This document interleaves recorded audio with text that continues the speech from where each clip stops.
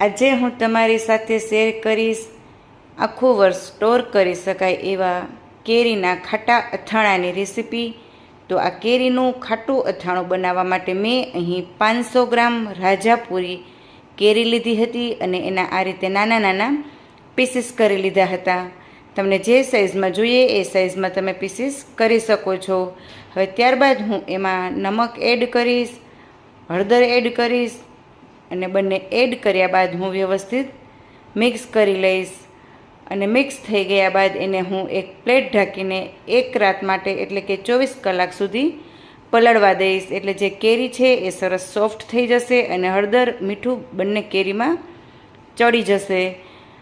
હવે હળદર મીઠું સરસ વ્યવસ્થિત મિક્સ થઈ ગયું છે અને પ્લેટ ઢાંકીને હું એને રાખી દઈશ। હવે 24 કલાક થઈ જતાં કેરી સરસ પલળી પણ ગઈ છે અને એકદમ સોફ્ટ પણ થઈ ગઈ છે। હવે ત્યારે હું એના ચારણીમાં નિતારી કોટનના ટુકડામાં 5 થી 7 કલાક માટે પંખા વગર સુકાવા દઈશ। કેરી આપણી સુકાય ત્યાં સુધીમાં અથાણાનો બોરો વઘારી લેશું। તો એના માટે મેં અહીં 100 ગ્રામ રાઈના કુરિયા લીધા છે અને 50 ગ્રામ મેથીના કુરિયા લીધા છે। 1 ચમચી વરિયાળી, થોડા મરી અને લવિંગ લીધા છે। ત્યારબાદ અડધી ચમચી હું એમાં હિંગ એડ કરીશ। અહીં આપણે આ ખાટા અથાણામાં ધાણાના કુરિયાનો ઉપયોગ નથી કરવાનો, ફક્ત આ 2 જ કુરિયા લેવાના છે। ત્યારબાદ હું 150 ગ્રામ જેટલું તેલ ગરમ કરી અને આ કુરિયા ઉપર રેડી દઈશ। ગરમ ગરમ તેલ એડ કરવાથી કુરિયા જે છે એ સરસ સંતળાઈ પણ જશે અને એમાંથી કાચી જે સ્મેલ આવતી હોય એ જતી રહેશે અને બોરામાંથી સરસ સુગંધ આવવા લાગશે। હવે બોરો અહીં આપણો થોડો ઠંડો થાય ત્યારબાદ એમાં હું સ્વાદ પ્રમાણે હજી નમક એડ કરીશ, થોડી હળદર એડ કરી છે અને ત્યારબાદ લાલ મરચું પાવડર એડ કર્યું છે। તમને તીખાશ જોઈએ એ પ્રમાણે તમે અહીં તીખાશ લઈ શકો છો। હવે આ બધું જ વ્યવસ્થિત મિક્સ કર્યા બાદ એમાં હું કેરી એડ કરી દઈશ, જેને 5 થી 7 કલાક થઈ ગઈ છે અને કેરી એકદમ સરસ ડ્રાય થઈ ગઈ છે। આ રીતે તમે એને પ્રેસ કરશો તો એમાં તમને બિલકુલ પાણીનો ભાગ નહીં દેખાય, એટલી ડ્રાય થાય ત્યારે જ એને આ બોરામાં એડ કરવાની છે। હવે વ્યવસ્થિત હું એને મિક્સ કરી લઈશ।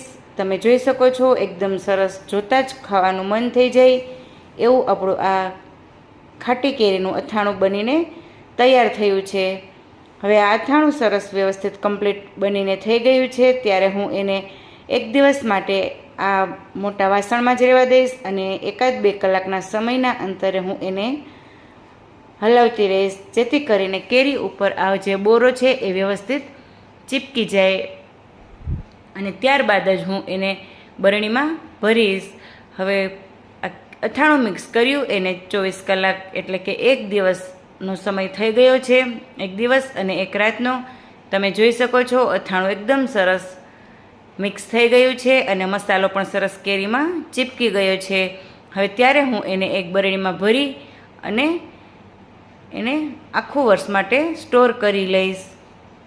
તમે આ અથાણાને ફ્રીજમાં પણ સ્ટોર કરી શકો છો અને જો બહારે રાખવું હોય આખા વર્ષ માટે તો અથાણું બરણીમાં ભર્યા પછી ઉપરથી તમારે તેલ ગરમ કરી ઠંડુ પાડી ઉપરથી હજી તેલ એડ કરવાનું રહેશે। બુડબુડ તેલમાં રાખશો તો જ એ બહારે રહેશે।